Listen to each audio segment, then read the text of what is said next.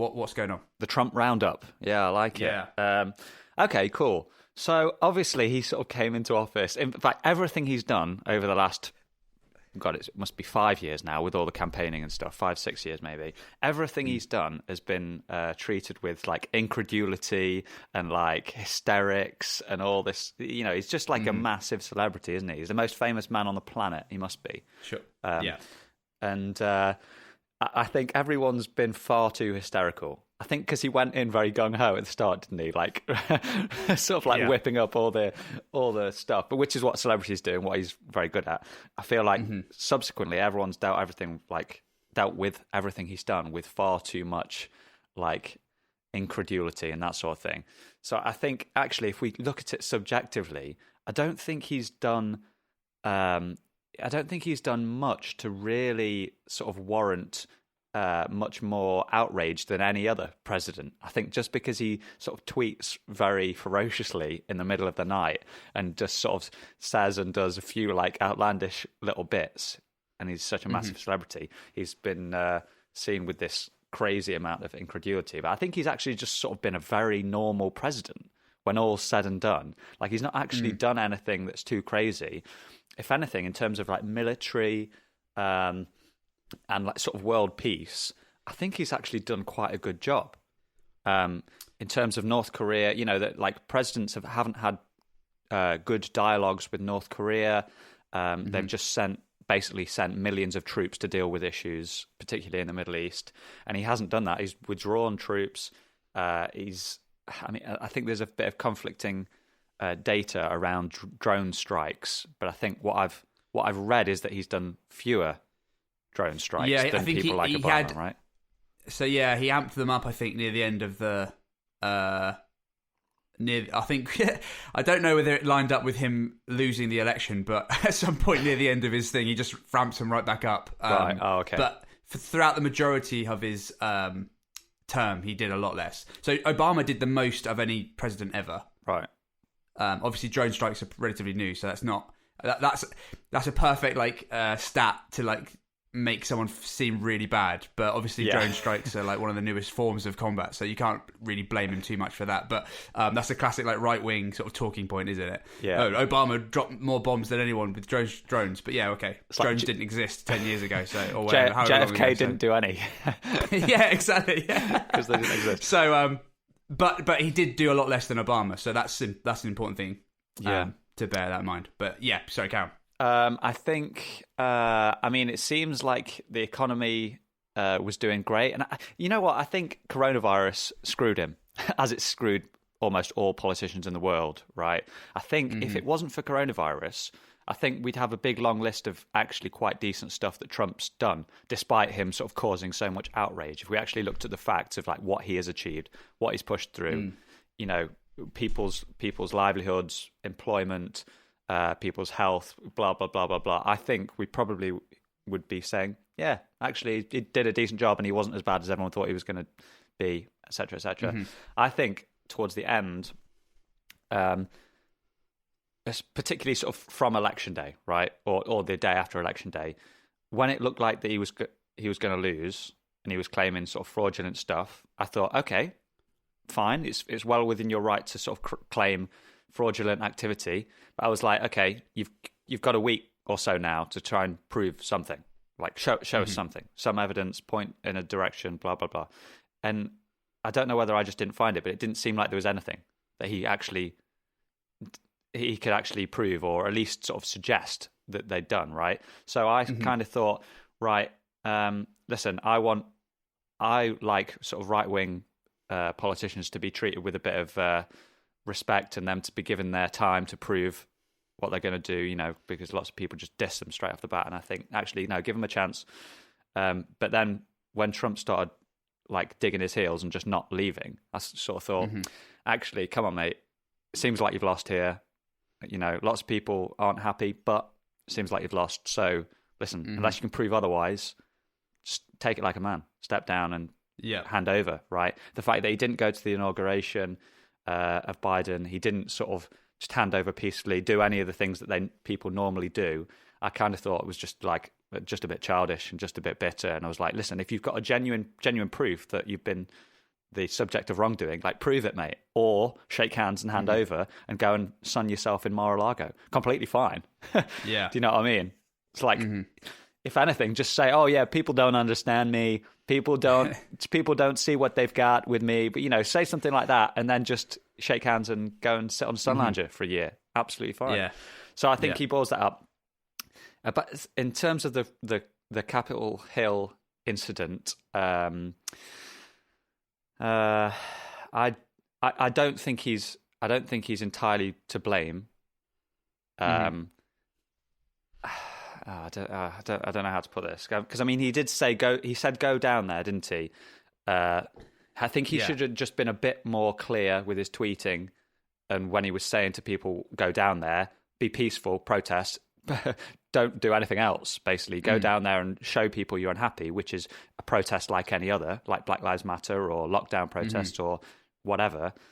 I think he could have been a bit clearer, but I don't think he's to blame. I don't think he was inciting massive amount of violence or telling people to go storm the Capitol. I don't think he was doing that. And especially when he did his video interview after, and he was saying, go home, they've stolen it from us. We're very sad, but go home, that sort of thing. I thought he could have been a bit more forceful. Again, it could have been a bit clearer, but he was telling people to go home. He was saying, stop it, go home, right? And lots of news channels didn't show that, and they said, oh, where's Trump? Where's Trump now? And I'm like, he's just made a video telling everyone to go home. Why aren't you showing that video? Like, why are you sort of silencing Trump? I don't know. I don't think he was to blame, but I think he could have dealt with it a bit better, basically. That's. I think he basically just went down at the end. He just sort of lost it. He didn't show the leadership that I think he could have showed towards the end, basically. So I don't know. Out of 10, 10 being Churchill during the war, 1 being Tony Blair. No, that's harsh. Not 1 for Tony Blair, but I'd probably go. I don't know. I'd probably go 6 or 7. I think if it wasn't for coronavirus and it wasn't for the way he sort of behaved childishly at the end, I'd have given him a 9. Okay. Wow. That's endorsement there, but just screwed at the end for you. Yeah. Yeah. I don't think I disagree with much of what you've said. So in terms of the bulk of his term, all the numbers were looking good before coronavirus, right? So like the people he was doing such a good job, I thought, of showing how a conservative plan and sort of fiscal plan that he had, that sort of like don't hand out as much money, but also put money in the right places, investing it in the right spots, will help with unemployment as a natural sort of byproduct of it. So you don't need to sort of, that's the classic sort of fallacy, isn't it, that the left, I think, fall into, that they put the money in the wrong places. They think that giving people money solves the problem, but actually it doesn't. It's the money needs to sort of naturally flow into these areas via, I don't know, investment or better policing or whatever it could be.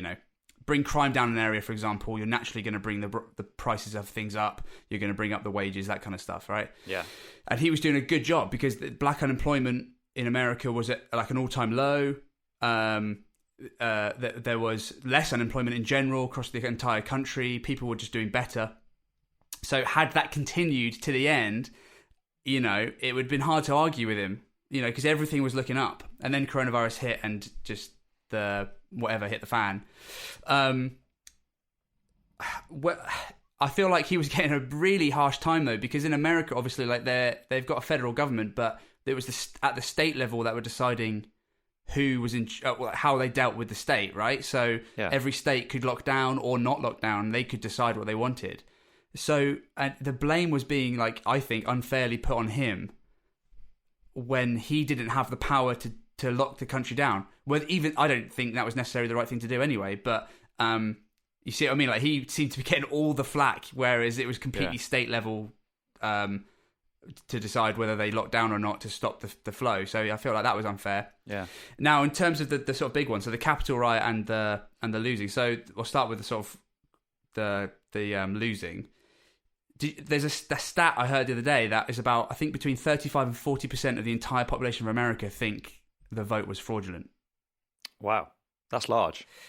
Huge. Yeah. And that's a scary number, because that means that almost half the entire country think that there was something fishy with that election, and they're not going to investigate it. Now, it's obviously there needs to be proof for an investigation like that, but it's almost like, what are you going to lose? Just investigate it. Just do a full independent investigation into it. Just clear all of the mud from this situation. Yeah. Because if there's no fraud, then there's nothing to worry about. And I don't think there is enough fraud. There was definitely some issues, individual issues, but there is in almost every election, right? Yeah, exactly. But was it enough to swing it? I don't think there was. But I'm more scared of 40% of a country thinking that it was illegitimate, because now you've got this entire population of a country that think they're ruled by tyranny. Yeah. Right? They think that their election has been taken from them, and are they going to vote again? Probably not. A lot of them won't, or worse can happen. So I feel like they've screwed it, and I think Trump lost that way before the election. He lost it when they allowed basically on the state level, they changed the way voting worked in a lot of these states, these sort of blue states, or these purple states, sorry, the ones that could flip. They allowed votes to come in 2 weeks after and that kind of stuff, which is opening the door to fraud, if there is any fraud, because you're allowing late votes to come in. It's kind of hard to check. The mass postal voting as well, postal votes are the easiest ones to think. You can't be, as silly as it is, you want, as a modern country, when it comes to voting, you'd think why don't we have a computer that just does everything? But the hardest thing to fake is just a person coming into a booth, ticking one box, and then putting it into a little slot. That's the hardest thing to fake. The easiest thing to fake would be a computer program or something like that. Yeah. So I don't know, man. It's just, I don't think there was mass fraud, but I'm more scared that 40% of America think there was. Yeah. So, or at least think there was something weird going on. So the fact that they didn't even look into anything to sort of ease the population that are struggling with it is could come back to bite them. Yeah. I do feel like though he did he was just far too certain about it without the backup of evidence. That's the problem, isn't it? Yeah. So he riled people up. So that 40%, he's got to take a lot of the responsibility for. So yeah, I feel like that's a shame. That's going to be an issue later on. And then also I think the Capitol riots, he did use the word peaceful in that initial thing about the protest, which is funny because he does the classic thing of Trump. He just doesn't learn that they cut him out of context. He says, let's go down there, we're going to shout, we're going to scream for the people, we're not going to be happy with some people we're going to be happy with. And then 2 sentences later he says, yeah, we're going to be peaceful. But it's too late because they just cut that last sentence off and they've got you, right? Yeah. So yeah, again, I don't think it's not fair to take anyone's words and because of the way they get interpreted, ban them from all these things and blame them for it. But again, he should have been more clear, shouldn't he? So I think I'm kind of the same as you, really. I don't think I've actually gone against anything you said, but it's just a shame. He could have been this beacon of oh yeah, right, a right-wing government can sort out issues that target poorer people and working class and oh, maybe they are who we should vote for next time. Because they seem to have a good idea and it seems to be making our lives actually better, tangibly better. And it's just at the end he got screwed. Man, I think it's Boris is so lucky that this is happening at the beginning of his term. Big time. It? Oh my God. The amount of people that are angry with him, and I'm just keep saying to them, listen, we're going to forget about this. By the end of the term, we won't remember. Yeah. It doesn't matter. It's the last year or so, really, that matters. And then that's what the vote's on, most of the time.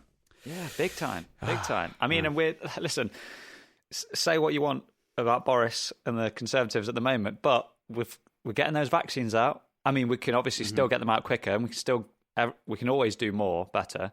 But we're getting those vaccines out, right? Compared to other countries, we're doing time. pretty well. So, I mean,